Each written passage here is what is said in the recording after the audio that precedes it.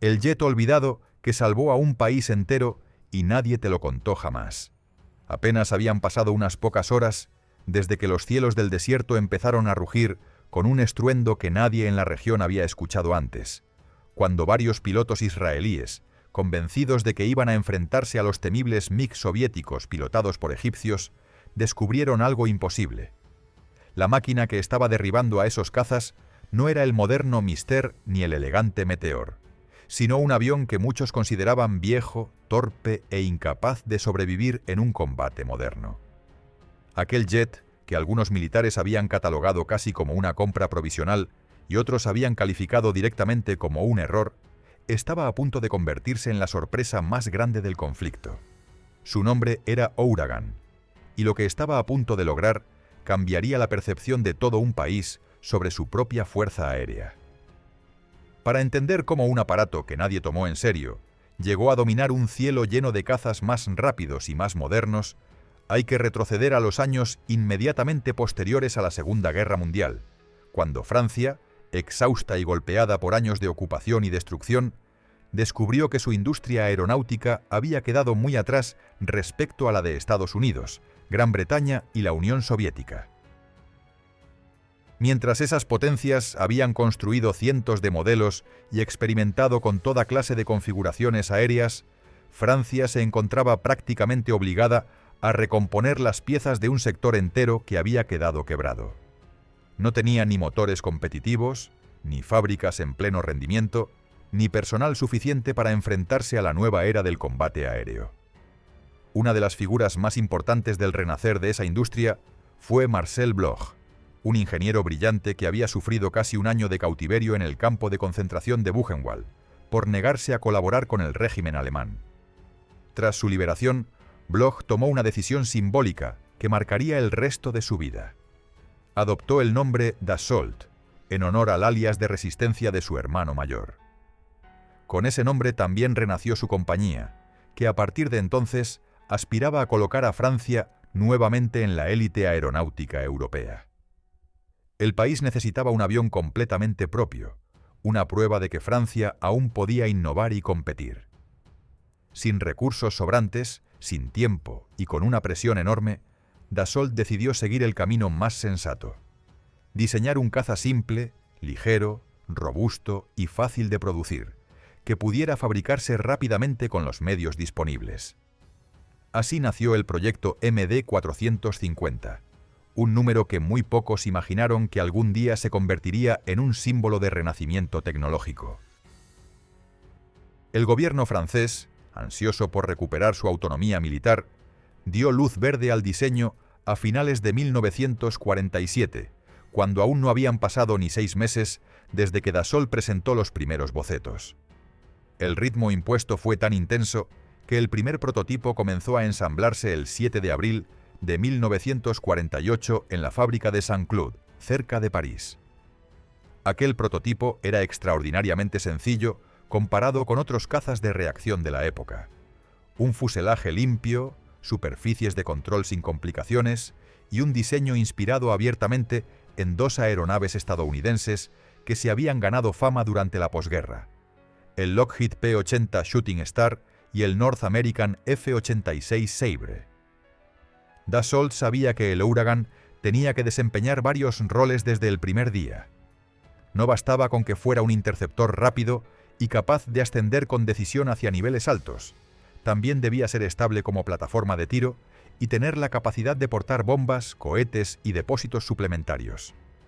Por ese motivo se eligió el motor Rolls-Royce Nene, ya producido bajo licencia en Francia por Hispano-Suiza, un impulso vital que permitía alcanzar velocidades cercanas a las 580 millas por hora y ascender hasta cotas superiores a las 39.000 pies, gracias a una cabina presurizada que ofrecía seguridad y comodidad al piloto.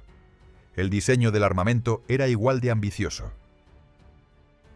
4 cañones de 20 milímetros alojados bajo el fuselaje delantero proporcionaban una potencia de fuego devastadora, complementada por cohetes de 105 milímetros o cápsulas Matra equipadas con cohetes Sneeb. El pequeño y aparentemente modesto Ouragan comenzaba a transformarse en un verdadero multirol, capaz de combatir en aire-aire, atacar columnas blindadas o castigar posiciones terrestres con precisión. Diseñar un avión así en apenas 18 meses fue un desafío monumental. Sin embargo, cuando el prototipo voló por primera vez en febrero de 1949, quedó claro que Francia había regresado a la carrera tecnológica. El aparato aún carecía de armamento y presurización, pero sus líneas, su estabilidad y su capacidad para absorber modificaciones lo convertían en un proyecto viable. El problema era que las prisas por acelerar su entrada en servicio llevaron a que la campaña de pruebas resultara incompleta, algo que más adelante provocaría situaciones peligrosas. Muchos pilotos descubrieron que, en maniobras cerradas a alta velocidad, el Ouragan podía entrar en giros bruscos involuntarios, que derivaban en pérdidas repentinas de control. Eran fallos corregibles, pero no dejaban de ser un riesgo para un caza destinado al combate cercano. A pesar de estas dificultades, los pilotos franceses reconocieron pronto que el Ouragan, manejado por una mano experta, era notablemente ágil, estable y mucho más sólido de lo que los manuales sugerían. Su fama creció tanto que durante 2 temporadas completas se convirtió en el avión de exhibición de la patrulla de Francia, que lo empleó para demostrar ante miles de espectadores que la aviación francesa había vuelto a nacer. Pero el destino del Ouragan en su país de origen fue breve. Las nuevas prioridades del Ejército del Aire y la llegada del programa Mystère condenaron al modelo a una retirada acelerada.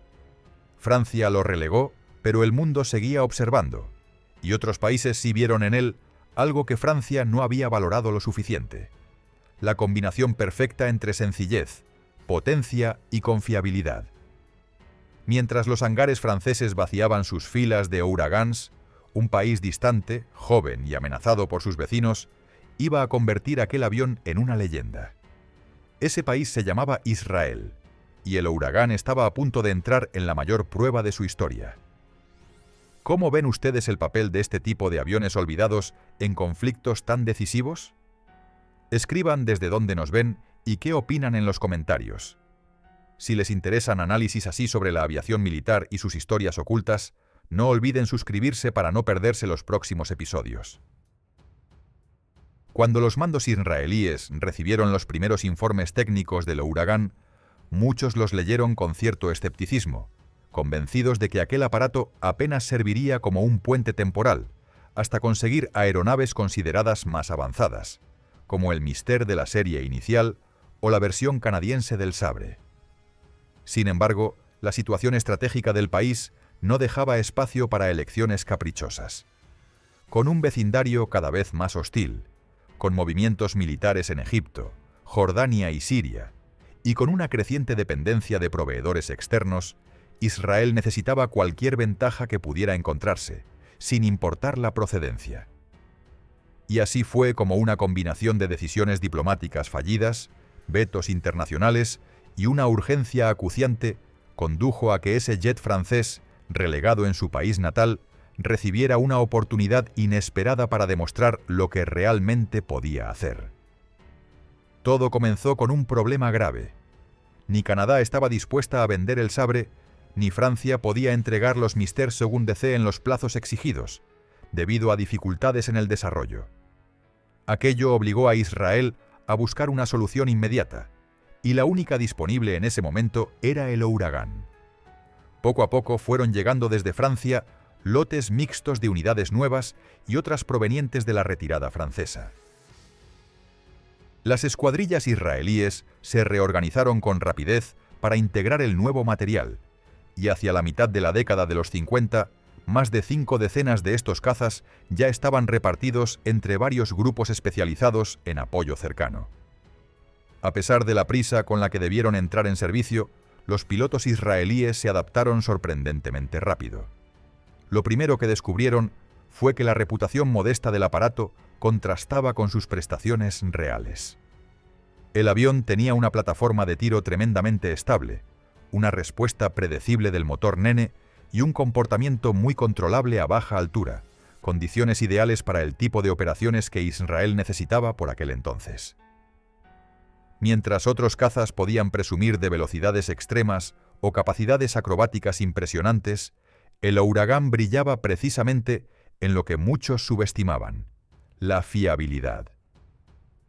Conforme avanzaban los meses, la tensión con Egipto se agravó por la intensificación de las incursiones Fedayín y los movimientos militares en torno al Sinaí.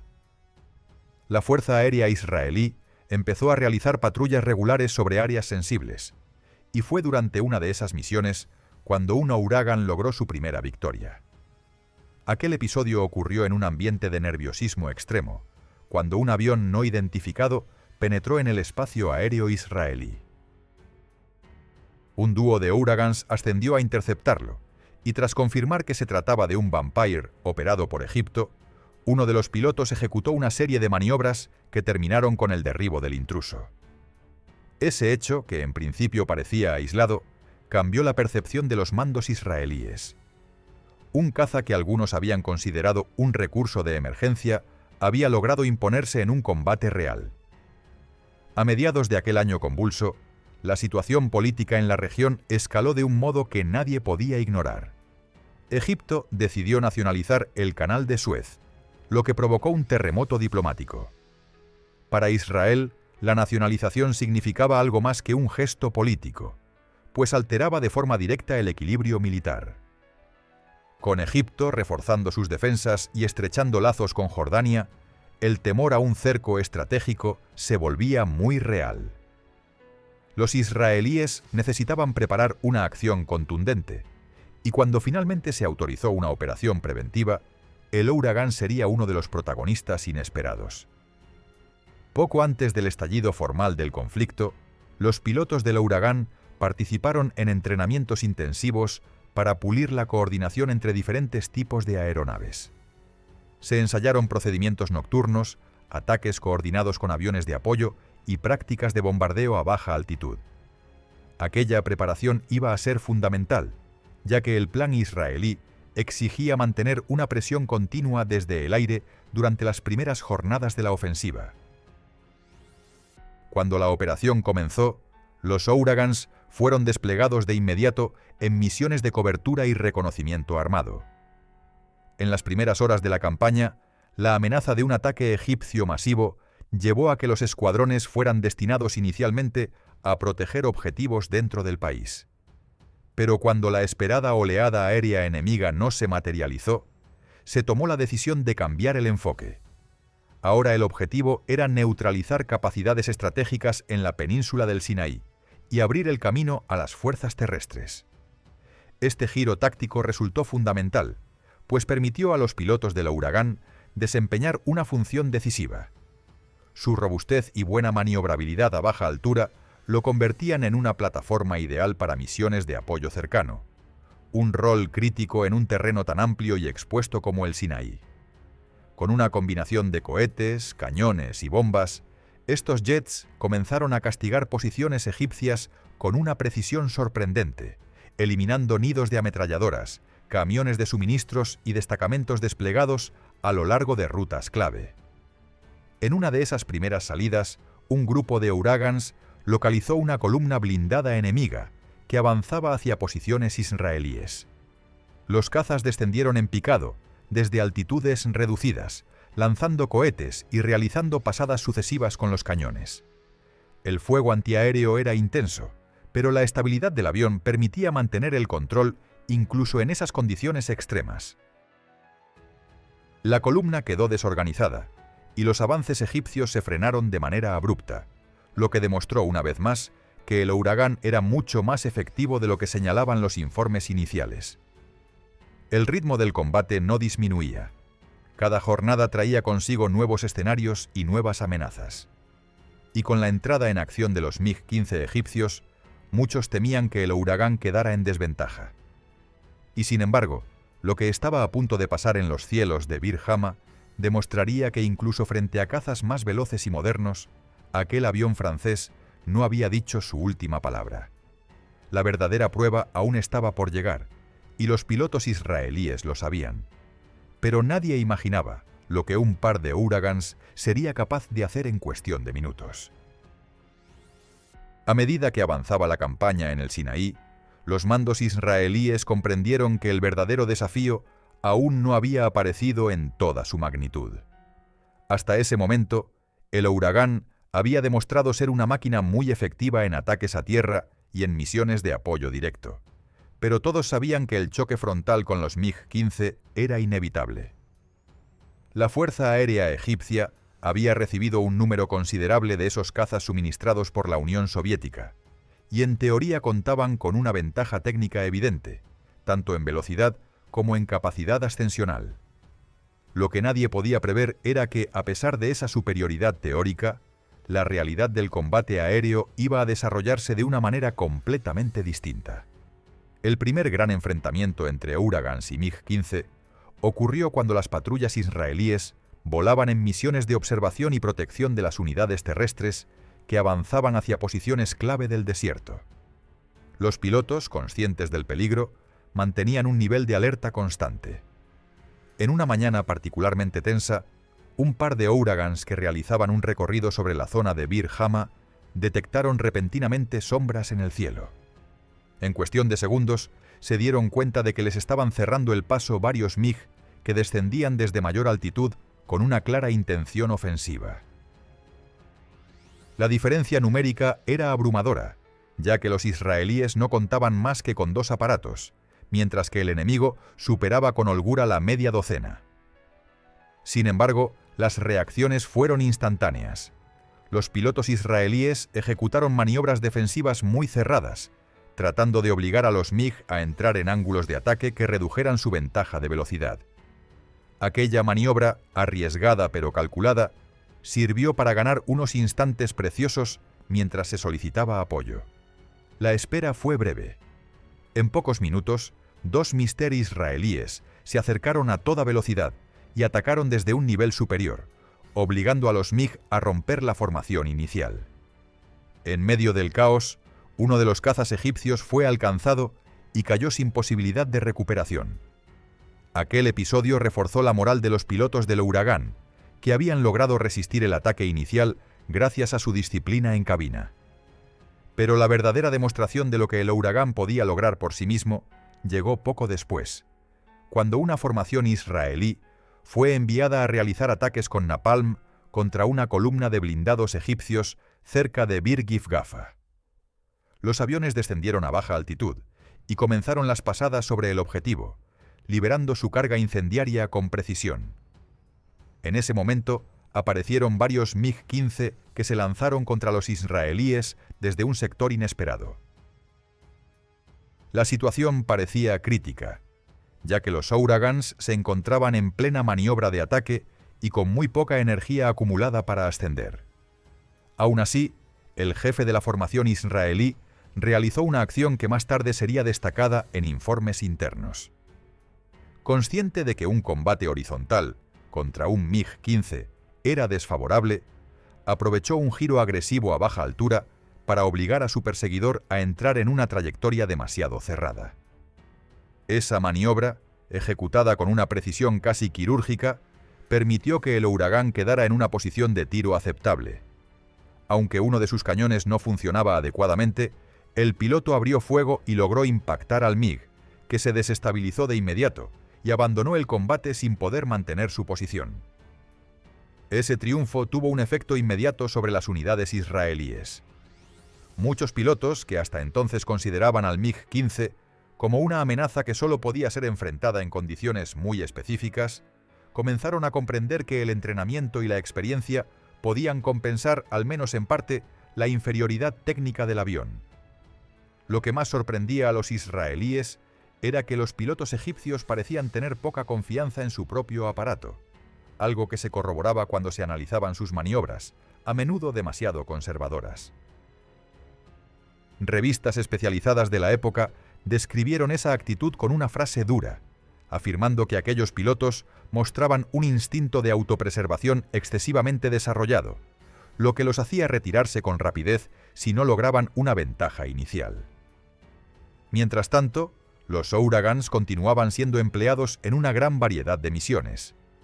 Una de las operaciones más audaces ocurrió cuando se ordenó atacar el aeródromo de Ibrahim El Awwah, una instalación considerada esencial para la proyección aérea egipcia en aquella zona del Sinaí. los cazas israelíes volaron a muy baja altura para evitar la detección temprana, y al aproximarse al objetivo, realizaron una secuencia de ascenso y ruptura que les permitió sobrevolar la base enemiga en formación compacta. A pesar del intenso fuego antiaéreo que encontraron, los pilotos lograron lanzar sus bombas y cohetes con notable precisión, inutilizando las pistas y destruyendo varias instalaciones y posiciones defensivas. El impacto táctico de esa operación fue inmediato. Privados de aquel aeródromo, los egipcios perdieron un punto de apoyo indispensable para sostener tanto operaciones ofensivas como defensivas en el sector central del Sinaí. Sí.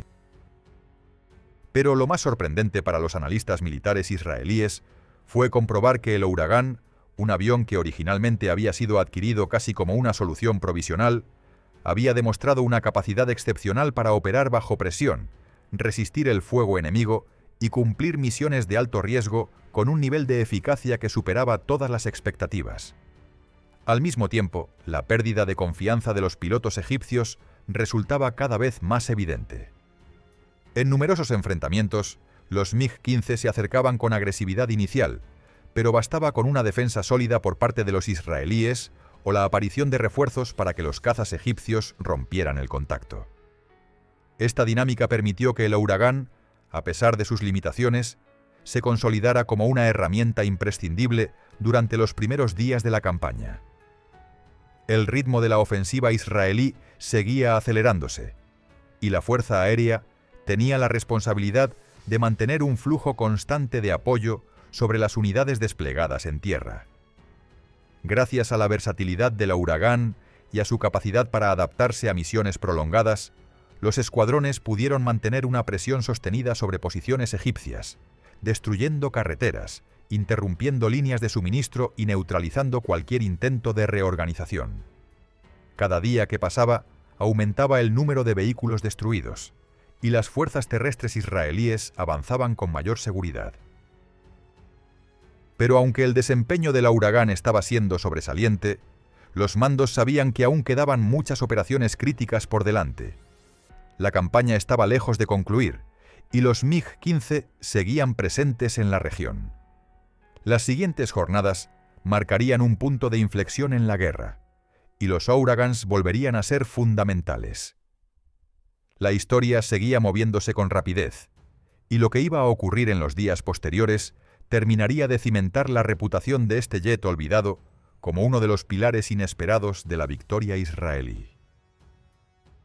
La ofensiva israelí avanzaba con una rapidez que sorprendía incluso a sus propios mandos, pero la presión debía mantenerse sin descanso para evitar que Egipto reorganizara sus fuerzas. En ese punto de la campaña, los Huracans ya no eran vistos como un refuerzo provisional, sino como una pieza decisiva que garantizaba la continuidad del impulso militar. Cada jornada exigía operaciones simultáneas de escolta, ataque y patrulla, y el pequeño caza francés cumplía todos esos roles con una fiabilidad que nadie había anticipado cuando llegó al país como un sustituto de emergencia. El paso de Mitla, situado a varias decenas de millas al este del Canal de Suez, se convirtió en uno de los escenarios más críticos de la operación.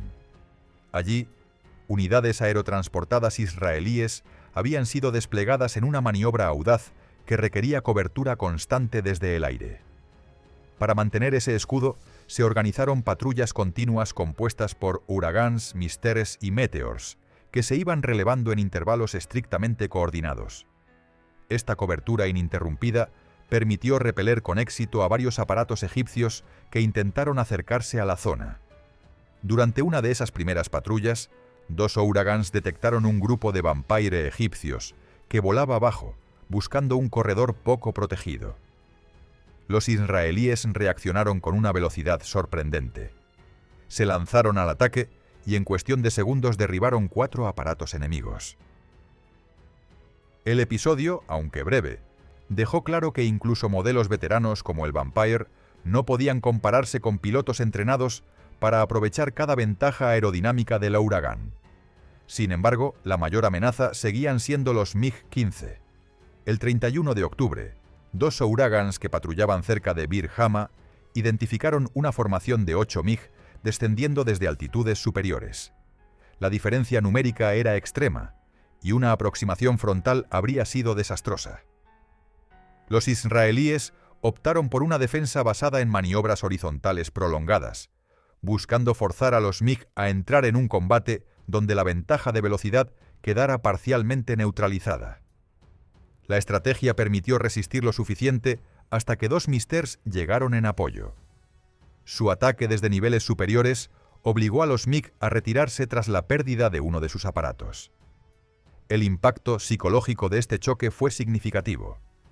A pesar de las capacidades superiores del MiG-15, los pilotos israelíes comprobaron que la falta de seguridad de los egipcios en su propia preparación facilitaba su retirada cuando perdían la iniciativa. La descripción posterior de publicaciones especializadas, señalando el exceso de instinto de autopreservación en los pilotos egipcios, encajaba perfectamente con lo observado en este combate. Ese mismo día, más al sur, se desencadenó una de las operaciones más exigentes para el Huragán. Una columna blindada egipcia avanzaba cerca de Bir Gifgafa, intentando establecer un contraataque significativo. Para frenarla, se ordenó una salida inmediata de Huragans cargados con napalm.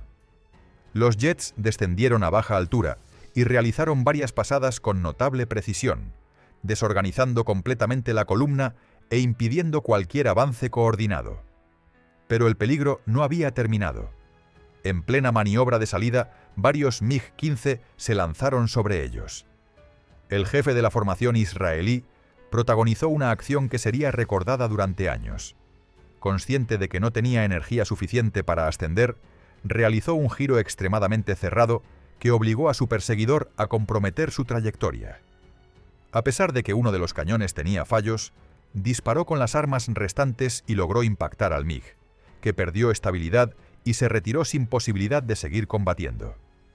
El episodio reafirmó que el Huragán, aunque no era el caza más moderno, respondía con una fiabilidad admirable bajo presión. La mayor operación de la jornada se produjo cuando se ordenó neutralizar el aeródromo de Ibrahim El Awah, considerado uno de los puntos clave para las salidas egipcias en el sector central del Sinaí. Los Huragans se aproximaron a muy baja altura, afrontaron un fuego antiaéreo intenso y aún así consiguieron impactar las pistas y las posiciones defensivas con precisión. La base quedó inoperativa, lo que dejó a Egipto sin un punto crucial de apoyo en su capacidad de respuesta aérea. En solo unos días, el Huragán había demostrado su valor en todo tipo de misiones: combate aire-aire, ataques con napalm, bombardeos a baja altura y escoltas prolongadas. La combinación de estabilidad, resistencia y simplicidad mecánica permitió que sus pérdidas fueran mínimas. De hecho, únicamente 2 aparatos se vieron afectados por fuego desde tierra durante toda la campaña, una cifra extraordinariamente baja para la intensidad de las operaciones. El comandante en jefe de la Fuerza Aérea israelí lo resumió más tarde con una frase concisa: el Huragán era mucho mejor de lo que cualquiera había pensado. Y aunque la campaña del Sinaí estaba prácticamente resuelta, la historia de este caza aún tenía capítulos por escribir. En la década siguiente, volvería a los cielos en uno de los conflictos más decisivos del Oriente Medio moderno, y después cruzaría medio mundo para participar en una guerra completamente diferente, demostrando que un avión subestimado podía prolongar su vida operativa mucho más allá de lo que nadie habría imaginado. La rápida victoria en el Sinaí confirmó que el Huragán había sido una de las piezas más decisivas del poder aéreo israelí, pero la vida operativa del caza francés no terminó con aquella campaña. Con la región sumida en tensiones constantes, el avión volvió a ser empleado durante los años siguientes, especialmente en las tareas que exigían estabilidad a baja altura, resistencia estructural y capacidad de ataque preciso sobre objetivos terrestres. Su solidez permitió que continuara en servicio incluso cuando modelos más modernos comenzaban a ocupar un lugar destacado dentro de la Fuerza Aérea. La siguiente gran prueba llegó durante la guerra conocida como la de los 6 días. Aunque para entonces los cazas más avanzados asumían la mayor parte de las misiones aire-aire, el Ouragan seguía siendo indispensable en la formación de nuevos pilotos y en las salidas que requerían ataques de precisión sobre posiciones blindadas o artillería. Su capacidad para operar desde pistas cortas y su comportamiento predecible lo convertían en la plataforma ideal para pilotos jóvenes que, tras completar entrenamiento avanzado, debían enfrentarse a misiones reales en un entorno extremadamente volátil. Gracias a esta labor, el modelo contribuyó de forma indirecta al rendimiento de la nueva generación de aviones que lideraba el esfuerzo israelí. Al mismo tiempo, la demanda internacional por aeronaves robustas y de mantenimiento sencillo llevó a que Israel transfiriera parte de sus Ouragans a otros países que buscaban reforzar su aviación sin asumir los costes de modelos más complejos. Entre esos compradores destacó El Salvador, que empezó a recibir los aviones a partir de la década de los 70.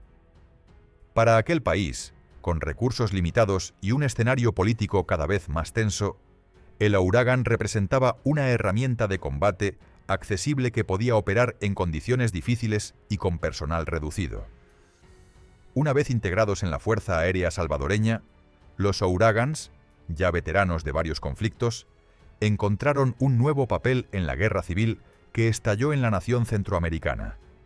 Allí, el caza francés asumió principalmente misiones de apoyo cercano, ataques contra concentraciones de fuerzas enemigas y operaciones destinadas a garantizar el control del espacio aéreo en regiones donde la inseguridad se agravaba día tras día. Aunque las condiciones eran muy distintas a las del Oriente Medio, el avión volvía a demostrar la misma cualidad que lo había llevado al éxito en manos israelíes: una resistencia notable frente al desgaste operativo y una capacidad extraordinaria para cumplir tareas exigentes sin necesitar equipos técnicos complejos. A lo largo de los años 80, los Ouragans salvadoreños siguieron operando en un entorno cada vez más duro, hasta que su antigüedad técnica comenzó finalmente a limitar su uso. La llegada del modelo estadounidense A-37 Dragonfly, más moderno y adecuado para misiones prolongadas, marcó el final de su trayectoria en la región. Con esa transición, el Ouragan cerró un ciclo único en la historia de la aviación militar. Había nacido como un proyecto francés modesto, se había convertido en un arma decisiva en el Oriente Medio y había terminado su vida útil luchando en un conflicto completamente distinto, a miles de kilómetros de sus primeros vuelos. Pocos aviones pueden presumir de haber sido ignorados en su país de origen y aún así conseguir victorias en 3 escenarios de guerra diferentes, bajo 3 banderas distintas. El Ouragan lo hizo gracias a una combinación de sencillez, fiabilidad y una sorprendente capacidad de adaptación, cualidades que lo mantuvieron en servicio mucho más tiempo del que cualquiera habría previsto cuando salió de la fábrica en Saint-Claude. Su historia demuestra que, a veces, los aviones que nadie espera acaban siendo los que más profundamente marcan un conflicto. Si les ha gustado esta historia del jet olvidado, que cambió el rumbo de varios conflictos, dejen un like, comenten qué parte les sorprendió más y suscríbanse para no perderse los próximos episodios llenos de historias ocultas de la aviación militar.